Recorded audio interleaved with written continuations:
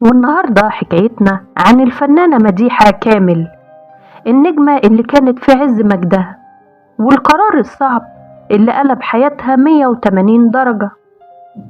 قرار مفيش حد كان يتخيله. ايه اللي خلاها تعمل كده وتسيب الشهرة في لحظة؟ يلا بينا نبدأ الحلقة، بس ما تنساش الاشتراك في القناة وتدوس لايك وتشير الحلقة. اتولدت مديحة كامل يوم 3 أغسطس 1948 في الإسكندرية، وتربت في بيت محافظ، وكانت بنت هادية ومؤدبة وعندها طموح كبير. ومن وهي صغيرة كانت بتحب التمثيل والشهرة، لكن في بيتها محدش كان متقبل الفكرة دي.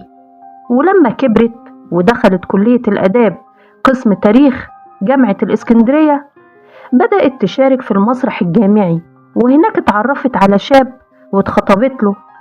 لكن لما بدأت تفكر تدخل عالم الفن، خطيبها رفض بشدة وقال لها يا أنا يا التمثيل، فهي اختارت التمثيل وانفصلت عنه.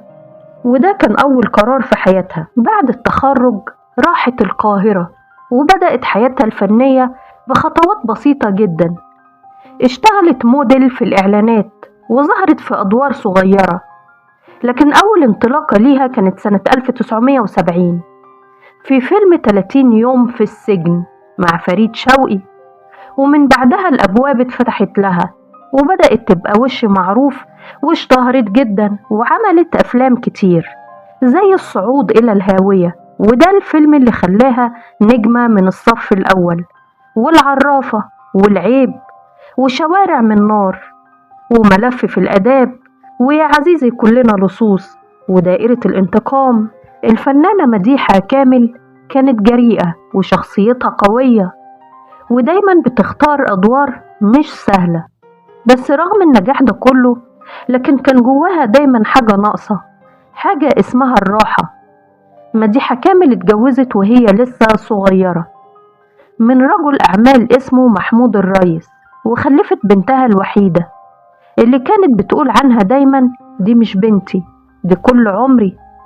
ولكن زواجها ده ما استمرش واتطلقت. بعدها اتجوزت تاني، لكن الجوازة دي برضو ما نجحتش، وكانت دايما بتحاول توازن بين شغلها وبنتها وحياتها. بس الشهرة كانت واخداها في دوامة كبيرة. في أواخر الثمانينات بدأ التحول واتخاذ القرار الصعب.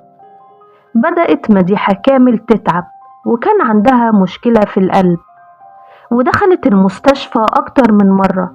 لكن التعب الأكبر كان نفسي بسبب مرض أمها وموتها المفاجئ، وكانت حاسة إنها مهما نجحت في حاجة ناقصاها. كانت بتدور على الراحة مش لاقياها. سنة 1992 راحت العمرة، وهناك حصل التحول الكبير. رجعت محجبة وأعلنت اعتزالها عن التمثيل. ناس كتير قالوا إنها بتمر بأزمة صحية، وده خلاها تفكر في الموت، لكن هي قالت إنها حست بنور جواها جوه قلبها خلاها تتغير فعلا. بعد ما رجعت من العمرة راحت تقابل الشيخ محمد متولي الشعراوي. وقتها كانت لسه محتارة، مش عارفة تثبت على قرارها ولا ترجع الفن. الشيخ الشعراوي قال لها بكل هدوء يا مديحة، لو الفن ده يرضي ربنا فاستمري، لكن لو جواكي شك فالراحة دايما في الصدق مع ربك. الكلمة دي حسمت كل حاجة. من بعدها قالت أنا اخترت خلاص طريق ربنا، ورفضت ترجع تاني رغم إن العروض كانت بالملايين. واعتزلت الفنانة مديحة كامل الفن وهي في عز مجدها وشهرتها، وبشكل مفاجئ سنة 1992. في الوقت ده كانت بتمثل فيلم بوابة إبليس. وقفت قدام المراية، شافت نفسها كأنها شيطان مرة واتنين وتلاتة، لدرجة إنها ما بقتش قادرة تبص في المراية. وخدت هدومها ومشيت، وقالت قولوا للمنتج أنا مش راجعة الاستديو تاني. وده اللي خلى المنتج زعل جدا ورفع قضية عليها. لكن لما عرف إنها تابت توبة نصوحة، تنازل عن الدعوة القضائية وعن مستحقاته منها. ربنا يرحم الفنانة مديحة كامل ويغفر لها ذنوبها. ومن هنا انتهت حكايتنا. لو عجبتكم الحكاية ما تنسوش الاشتراك في القناة ولايك وشير وشكرا.